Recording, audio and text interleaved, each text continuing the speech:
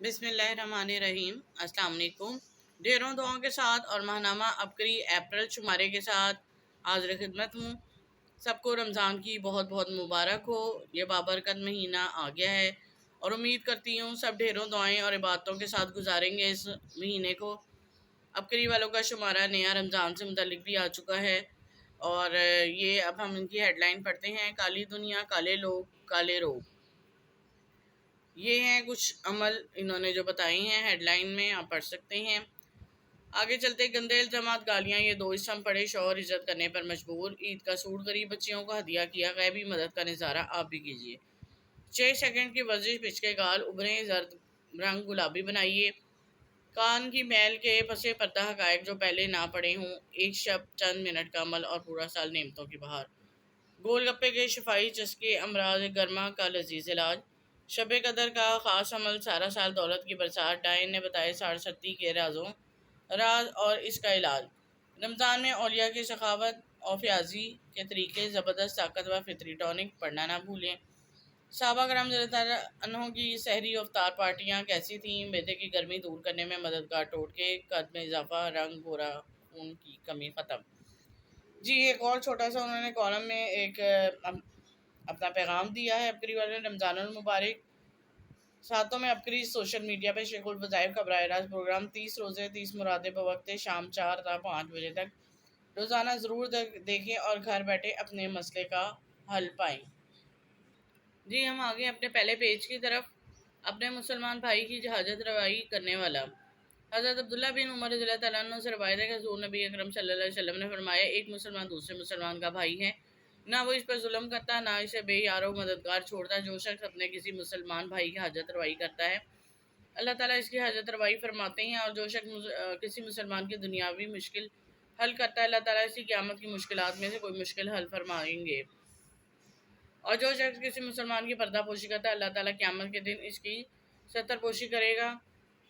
آگے ہے کہ خوش اخلاق لوگوں کے لیے خوشخبری۔ حضرت ابو ہریرہ رضی اللہ تعالیٰ عنہ سے روایت ہے کہ حضور نبی اکرم صلی اللہ علیہ وسلم نے فرمایا، مومنوں میں سے کامل ترین ایمان اس کا ہے جو ان میں سے بہترین اخلاق کا مالک ہے۔ تم میں سے بہترین اشخاص وہ ہیں جو اپنی بیویوں کے ساتھ حسن سلوک کرنے والے ہیں۔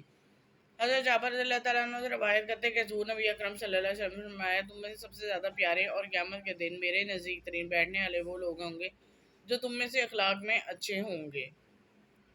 نیکسٹ عبقری کا مین ٹاپک ہے حال دل، جو ہم پڑھتے ہوتے ہیں ایڈیٹر کے قلم سے، جو میں نے دیکھا، سنا، سوچا۔ آج کا ٹاپک ہے ولایت کا تاجدار ایک پولیس والا، حال کا پتہ ہے انجام کی خبر نہیں۔ لوگ پولیس والوں کو کیا سمجھتے ہیں، کیا تبصرہ ہوتا ہے، ان کے بارے میں ہم کیا رائے رکھتے ہیں، لیکن حقیقت یہ ہے کہ حال کا پتہ ہے انجام کی خبر نہیں۔ حال تو سب نے دیکھا ہے، اصل انجام ہے۔ انجام کس کا کیسے ہے، بہتر ہے یا بدتر، کمتر ہے، اعلیٰ یا بالا۔ کتنے واقعات ایسے ہیں جس شخص کو ہم ساری زندگی گھٹیا کردار کا، بدتر گفتار کا، نہایت خبیث اور رذیل سمجھتے ہیں، وہ شخص تو باکمال، وہی بے مثال انسان نکلا۔ ہماری ظاہری نظریں جس چیز کو بہت ہی زیادہ جس انداز سے دیکھتی ہیں، ایک ہے میری نظر، ایک ہے قدرت کی نظر۔ میری نظر میں فرق ہو سکتا ہے لیکن قدرت کی نظر میں کبھی بھی فرق نہیں ہو سکتا۔ قدرت کی ہر نظر میں کمال ہے، جمال ہے، لاجواب مثال ہے۔ قدرت کے ہر نظر میں اس کی بارگاہ میں کیسے آئیں میں آپ کو ایک واقعہ سناتا ہوں۔ کردار کی کمزور خاتون قبر میں صحیح سلامت۔ میری نانی اماں کے گھر کے قریب ایک شخص رہتا تھا، اس کی بیوی کی کردار کی کمزور تھی۔ بس میرے کردار کے کمزور ہونے سے آپ سمجھے محلے اور گلی کا ہر فرد اس کو بہت لعن طعن کرتا تھا۔ قدرت کا نظام دیکھ کے اس کو ہیضہ ہو گیا۔ ایسا ہوا کہ وہ بیچاری جابر نہ ہو سکی۔ آپ کو یاد ہوگا 1973 میں بہت زیادہ سیلاب تھا اور 73 کی طغیانیہ سیلاب کی تباہی آج بھی یاد ہے۔ اسے دفن کر کے آئے، دفن کیے ہوئے 13 مہینے ہو گئے۔ اس کی قبر کی طرف پانی گیا اور صرف اس کی نہیں، بے شمار قبریں بیٹھ گئی۔ ہر بندے نے اپنے وارث کی قبر کو سنبھالا، اس نے بھی اپنی قبر کو سنبھالا۔ جب قبر کو سنبھالا، کھولا تو اس کے قریب اس قبرستان میں 2 افراد بھی فوت ہوئے تھے۔ ان کی قبر کو تھوڑا سا کھولا لیکن وہ اس قابل نہیں تھی کہ انہیں بند کیا۔ لیکن اس خاتون کی قبر کو کھولا تو یہ خاتون بہت ہی زیادہ صاف ستھری، کفن بالکل ٹھیک، صرف بارش کا پانی قبر کے اندر بھرا ہوا تھا بالکل، باقی اس کا کفن جسم میں کوئی چیز نہیں بکھری تھی، یعنی اس کی میت اور لاش بالکل صحیح سلامت پڑی تھی۔ اس نے کون سا ایسا عمل کیا، توبہ تھی اللہ کے سامنے جاری تھی، کوئی صدقہ تھا، کوئی نیکی تھی، کوئی کسی دکھیرے کی خدمت کیا، کسی بے زبان جانور کے ساتھ اس نے سلوک کی، آخر کیا تھا، کچھ تھا تو صحیح جس کی وجہ سے اس کی بخشش اور لاجواب بخشش ہوئی۔ اللہ کا نظام متوجہ ہوا، اللہ نے دنیا کو دکھایا کہ میں ایسا بھی کر سکتا ہوں۔ آئیں ایک پولیس والے کا انوکھا اور سچا جو لاہور میں بیتا واقعہ سناتا ہوں۔ پولیس والے کا انوکھا اور سچا واقعہ۔ ایک مخلص دوست نے بتایا کہ اس کے ایک دوست پوسٹ مارٹم کرتا تھا۔ اس کی ڈیوٹی سرکاری سطح پر ہونے پر پوسٹ مارٹم اور قبر کشائی کی تھی۔ اس سے پوچھا کہ آپ نے اپنی ڈیوٹی کے دوران کبھی کوئی انوکھا واقعہ دیکھا ہے؟ اس شخص نے ٹھنڈی آنکھ بھرتے ہوئے کہا، ہاں، ایک مرتبہ لاہور کے مضافاتی علاقے میں ایک پولیس انسپکٹر کا قتل ہوا۔ ابتدائی تحقیقات کی رپورٹ کے مطابق اس کی تدفین کر دی گئی۔ عدالت میں کیس چلتا رہا، ملزم پکڑے گئے۔ تقریباً 11 ماہ کے بعد عدالت نے مقتول کی پوسٹ مارٹم کا حکم دیا۔ ہماری ٹیم رات کو قبرستان میں قبر کشائی کے لیے گئی۔ قبر کے ارد گرد ٹینٹ لگا دیے گئے، ایمرجنسی لائٹیں جلا کر قبر کی کھدائی شروع ہوئی۔ سلیپیں ہٹائی گئی تو میں نے لائٹ قبر کے اندر کی تو میں تمام ساتھی دیکھ کر حیران رہے کہ 11 ماہ بعد سے قبر کے اندر میت ہے، اور مگر لگتا ہے کہ آج رات عشاء کے بعد تدفین ہوئی۔ میں خود قبر میں اترا، چہرے سے پورا کفن ہٹایا، کفن سے سر باہر نکالا۔ جسم بالکل نرم تھا، سفید داڑھی تھی مگر بیچ کچھ بال کالے بھی تھے۔ میں اس کے جسم کو ایسے چیک کر رہا تھا جیسے کوئی تلاشی لیتا ہو۔ کبھی پہلے دونوں ہاتھوں دونوں بازوں کو دبا کر چیک کیا، پیٹ چیک کیا، سینے پر ہاتھ پھیرا، پھر ٹانگیں، پھر پاؤں تک ہاتھ لے گیا۔ پورا جسم بالکل نرم تھا، کہیں اکڑاؤ نہیں تھا۔ پھر ایک ساتھی نیچے آیا، ہم دونوں نے قبر سے نکال کر اسٹریچر پر ڈالا اور اسپتال کی طرف روانہ ہو گئے۔ پھر اس کی اگلی کارروائی ہوئی، رپورٹ تیار ہوئی، دوبارہ اس پولیس والے کی تدفین کی گئی۔ اس کے بعد میری سوچ پولیس والوں کی طرف سے مکمل تبدیل ہو گئی۔ پہلے اس محکمے کے بارے میں کچھ اور سوچتا تھا، مگر نہیں، نہ جانے کون سی نیکی صدقہ صلہ رحمی فرائض کی ادائیگی تھی کہ رب کریم نے اس شخص کو اتنا اعلیٰ مقام عطا فرمایا۔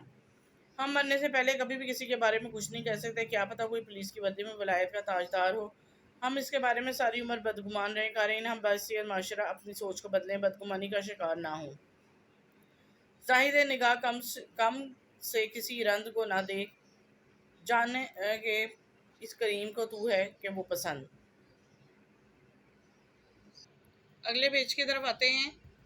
اس کا ٹاپک ہے ایک ڈائن نے بتایا سارستی کے راز اور اس کا علاج۔ یہ حصہ سوئے میں، اور یہ ہے کالا جادو بندی سفلی عمل جب بھی اپنی انتہا کو پہنچتا سارستی کراتا ہے۔ بعض اوقات نسل در نسل بندش کا شکل میں چلتا ہے۔ زندگی کا ہر نظام مشکلات، مسائل، ناکامیاں، پریشانیاں مقدر بن جاتی ہیں۔ آئیے خود اور اپنی نسلوں کو سارستی سے بچانے کے لیے شیخ الوظائف سے یہ راز جانیے، سمجھیے، ان پر عمل کیجیے اور پرسکون زندگی گزاریے۔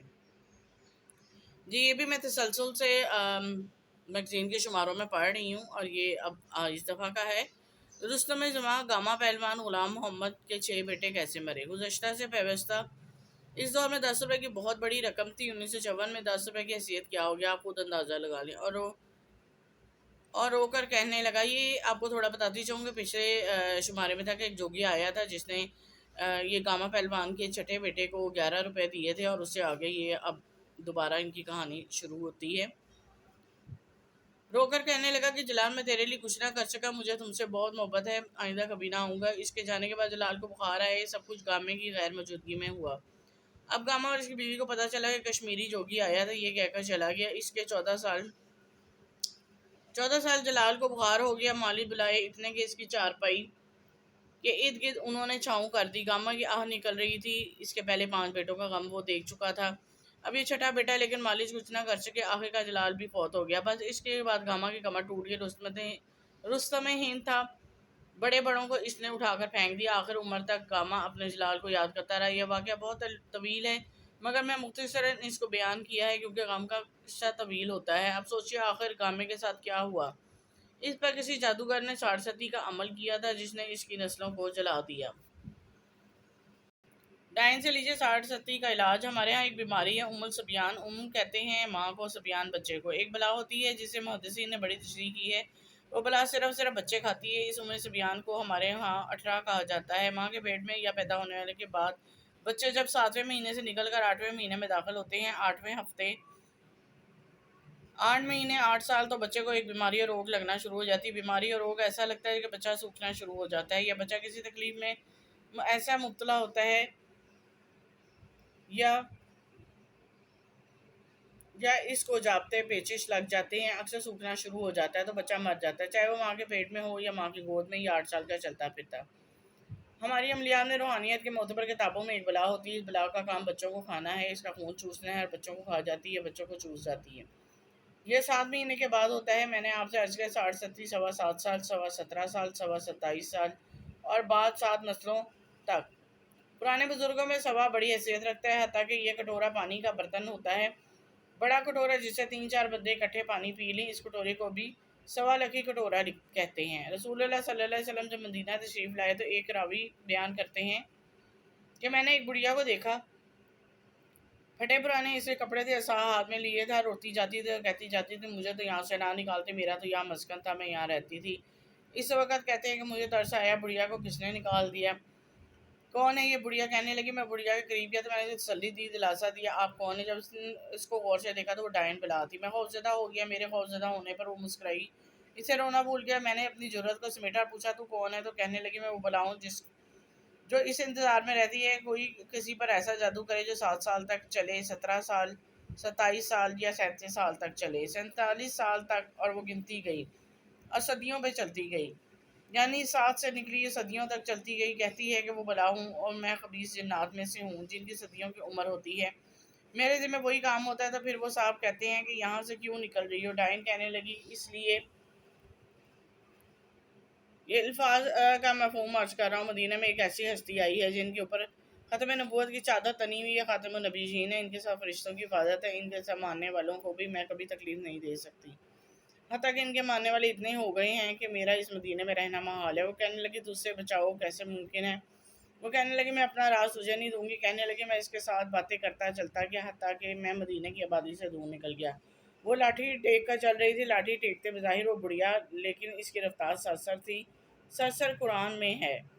जी ये आगे जारी है जो कि नेक्स्ट हमारे में शाया होगी, उसको भी हम पढ़ेंगे।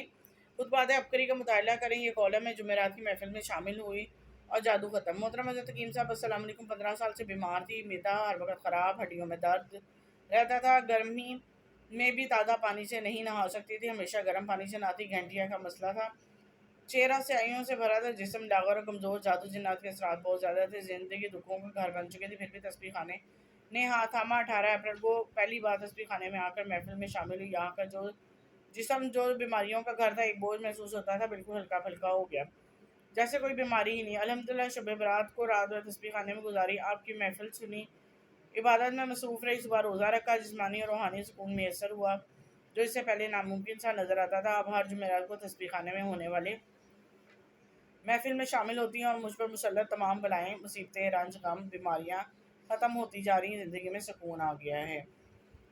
जी ये जितने आपको वाक़यात पढ़ के सुनाए बिल्कुल सच्चे थे और सच्चाई पर मबनी थे। हकीम साहब के ज़ेरे निगरानी लिखे भी गए हैं, ख़ुद उनके बताए हुए भी हैं।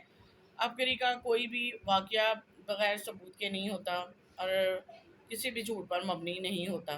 उम्मीद करती हूँ कि आप ये सदका जारिया के तौर पे आगे शेयर ज़रूर करेंगे। मेरे वीडियो को, मेरे चैनल को सब्सक्राइब करना मत भूलें। अब तक के लिए इजाज़त दें। अल्लाह हाफ़िज़।